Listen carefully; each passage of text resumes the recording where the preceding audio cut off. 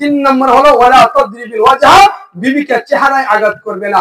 ভিন্ন আরেক হাদিসে নবীজি বলছেন ওয়ালা তাদরিব যায়নাতাকা যারবাক আমাদিক, হে আমার সাহাবী শুনো, তোমাদের বিবিদেরকে তোমরা গোলাম বান্দি চোর ডাকাতের মতো মারবে না।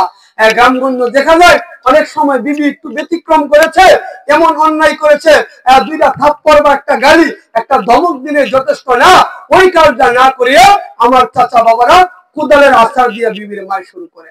এজন্য নবীজি বলছেন ওয়ালা তাদরিব যায়নাতাকা যারবাক আমাদিক, তোমরা তোমাদের বিবিদেরকে গোলাম বাদীর মতো প্রহার করবে না। আরেক ভিন্ন হাদিসে নবীজি আরেকটা মানদণ্ড বলেছেন ওয়াদরিবুহুন্না দরবান গায়রা মুবাররাহিন, তোমরা তোমাদের বিবিদেরকে এমন ভাবে মৃদু আঘাত করবে, শাসন করবে যেন তার চামড়ার উপরে তার শরীরে দাগ লেগে না যায়। বুঝতে পারছেন বাবাজিরা? বিবিকে এমন ভাবে মারা যাবে না যে তার গায়ের ভিতরে কি পড়ে যায়, দাগ পড়ে যায়। চেহারায় মারা যাবে না,